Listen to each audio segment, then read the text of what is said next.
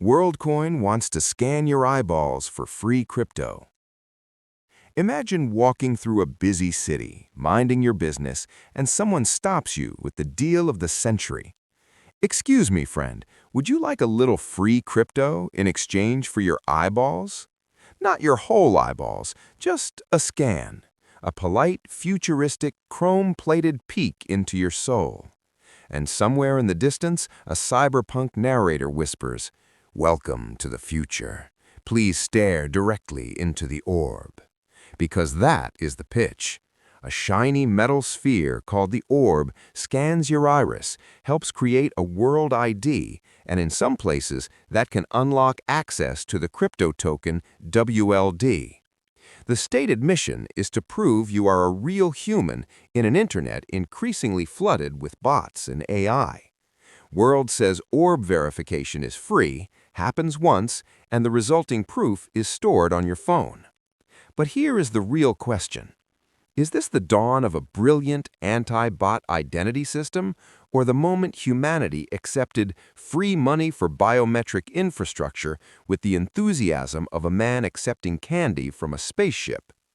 Today, we are going deep into the rabbit hole. What WorldCoin actually is, why it wants your iris, why some people call it genius, why regulators have freaked out, and why this may be less about crypto and more about the future of being human online. So sit back, lock your retinas in place, and let's talk about the company that looked at the internet and said, "CAPTCHA is cute, but what if we used eyeballs?" Scene 1. What WorldCoin actually wants. Let's strip away the sci-fi perfume and say this plainly. The project, originally known as World, now largely branded as World, wants to build a global system for proving that you are a real and unique human being online. Its core product is World ID. To get the strongest form of verification, you visit an orb, which scans your eyes and face, generates a uniqueness check, and then gives you a proof of human credential stored in the World app on your phone. World says the images are encrypted, sent to your phone, and deleted from the orb. In other words, they are trying to solve a problem that is becoming terrifyingly real. How do you prove that a user on the internet is a real person when AI can write, talk, flirt, scam, argue politics, generate selfies, and probably soon complain about airline baggage fees better than humans can? That is the thesis. And on paper, the thesis is not stupid. Actually, it's one of the most important questions of this decade. If bots can farm benefits, manipulate votes in online systems, fake engagement, overwhelm public discourse, or impersonate humans at scale, then some kind of proof of personhood starts sounding less like a weird startup fantasy and more like digital plumbing. World itself now frames this as proof of human infrastructure for an AI-heavy internet. And that's where the idea becomes fascinating, because this is not just a crypto story. It's a story about whether the future internet will require you to prove you're a human, the way airports require you to prove you are you. And if that future comes, who gets to build the gate? Scene 2. Why the iris? Why not a password like a normal civilization?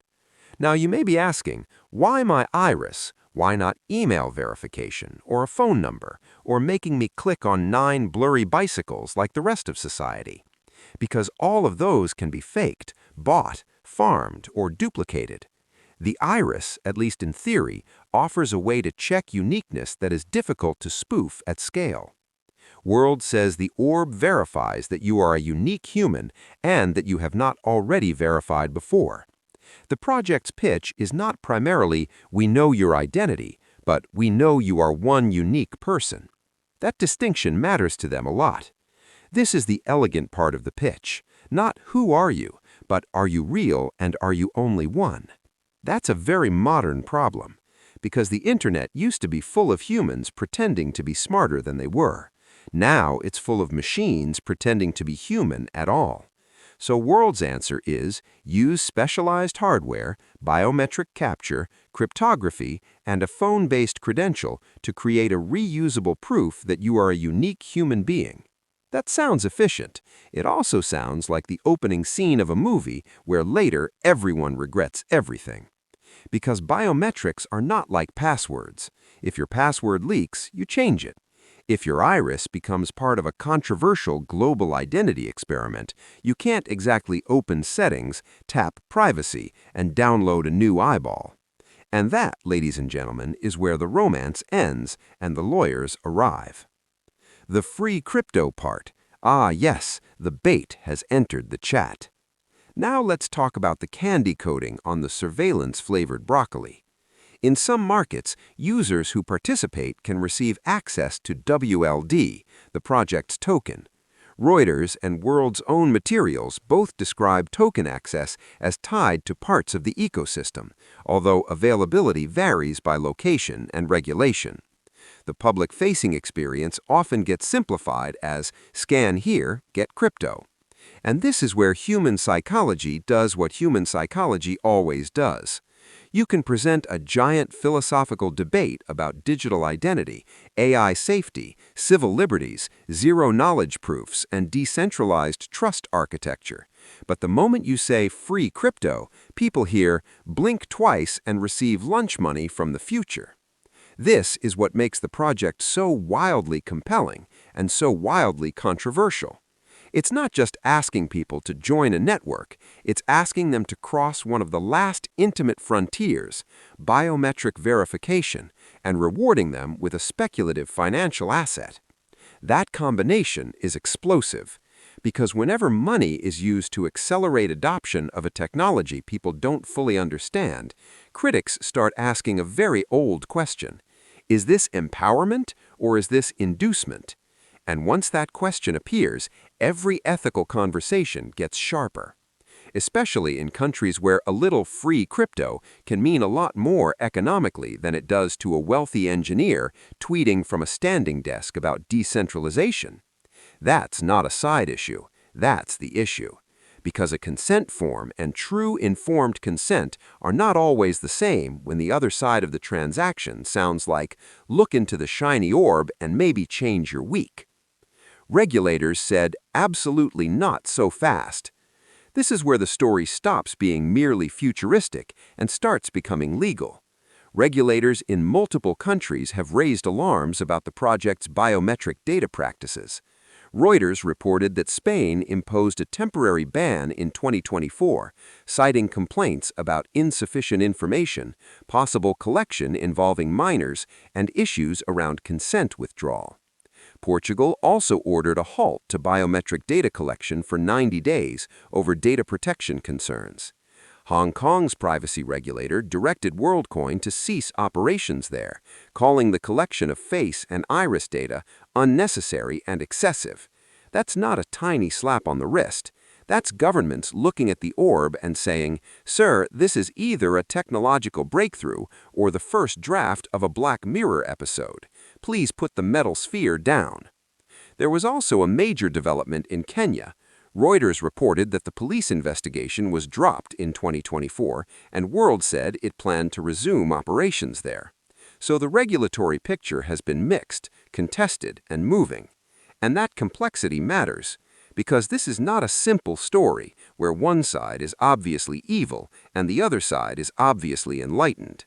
This is a collision between a real problem, an ambitious technical solution, a global rollout, and some of the most sensitive data a human being can provide. Biometric data lives in a different category from ordinary data. Regulators treat it as high risk for a reason. If abused, leaked, or misgoverned, the consequences are not small. That's why Europe's privacy framework has been such a major battleground in this story. And once regulators start using words like excessive, high risk, and delete all iris scan data, the public stops hearing innovation and starts hearing, wait, delete what data? The company's defense, you're thinking about this wrong. To be fair, the project has not hidden from this argument. World's position is essentially, we're not trying to build a creepy, centralized database of identities. We're trying to build privacy-preserving proof of humanness for the age of advanced AI. The company says the orb verifies uniqueness, the proof is stored on your phone, and the images are encrypted and deleted from the device after processing.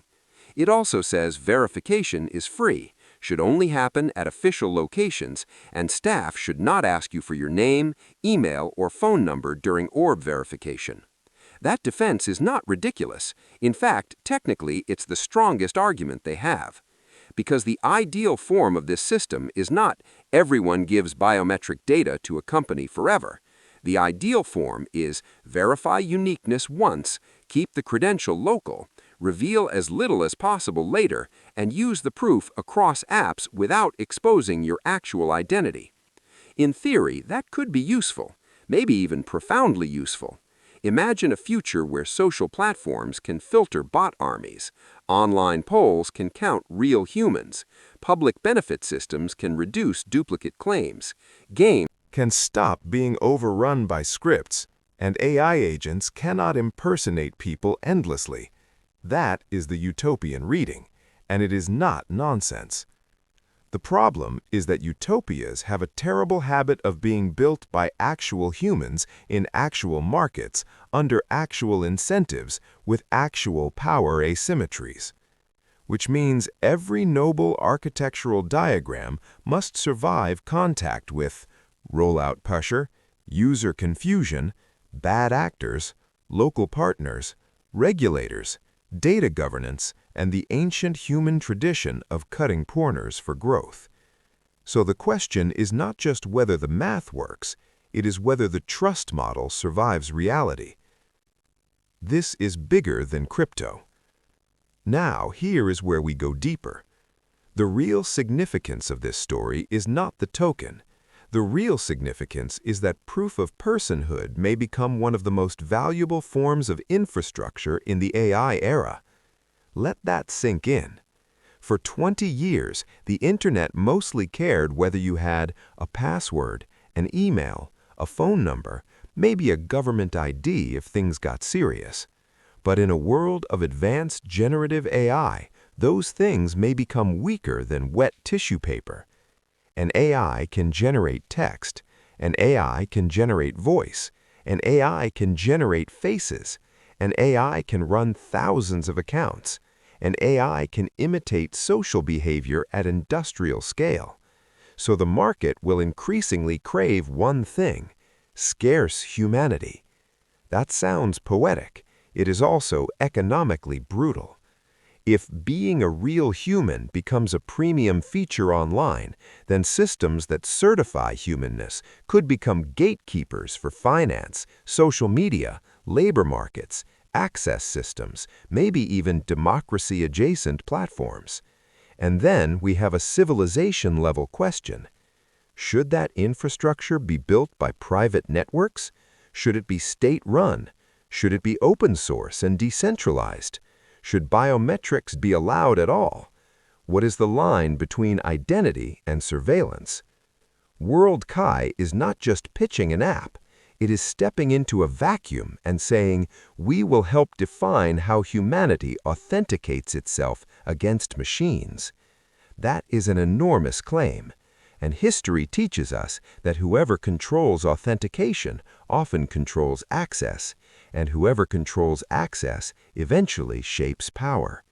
So yes, this story begins with free crypto, but it ends in the architecture of digital civilization. No pressure.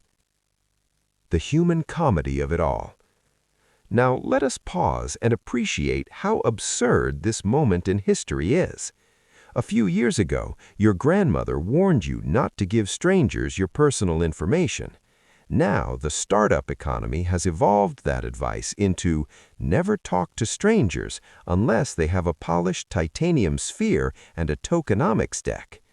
We have entered a timeline where the phrase, "Come scan your iris for decentralized human verification," is said with the same casual energy as, "Would you like to join our loyalty program?" And somewhere, a CAPTCHA is sitting in a dark room whispering, "I used to matter." But humor aside, the comedy works because the contradiction is real. The project sounds simultaneously ingenious, dystopian, over-engineered, Inevitable, suspicious, and weirdly logical. That combination is why the story sticks. If it were obviously dumb, no one serious would care. If it were obviously safe, no one would argue. The fact that brilliant people and deeply concerned people can both look at the same orb and see totally different futures, that is what makes this one of the most important tech stories of our time. So, should you do it? Here's the honest answer. This is not one of those moments where I tell you technology is either salvation or doom. WorldCai is addressing a legitimate and growing problem: how to distinguish humans from bots online. Its official materials say the system is meant to be privacy-preserving, one-time, free to verify, and controlled through a credential stored on your device. At the same time, multiple regulators have challenged whether the biometric collection model is lawful, proportionate, and safe in practice. So the right reaction is neither blind faith nor cartoon panic. The right reaction is adult skepticism. Ask, what exactly is collected? What is stored? What is deleted? What is local versus server-side? What rights do users have later? What happens across jurisdictions? What incentives shape adoption? What happens if this model becomes standard? Because once biometric infrastructure becomes normalized, it rarely becomes less important over time. And that's the heart of the matter. The orb is not just asking for a scan. It is asking whether you are willing to participate in a future where humanity itself becomes a credential. That may be necessary, it may even be beneficial, but it is not trivial, and it is definitely not just free crypto. So, here we are, a world drowning in bots, a company offering a metallic solution, a promise of privacy, a cloud of controversy, a token incentive, a biometric gamble, and one giant question hanging over the whole thing. In order to protect human identity online, how much of our humanity are we willing to formalize, capture, and verify?